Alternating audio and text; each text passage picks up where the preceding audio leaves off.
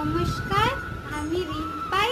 আপনাদের সবার আশীর্বাদ নিয়ে আমি আমার চ্যানেল শুরু করছি।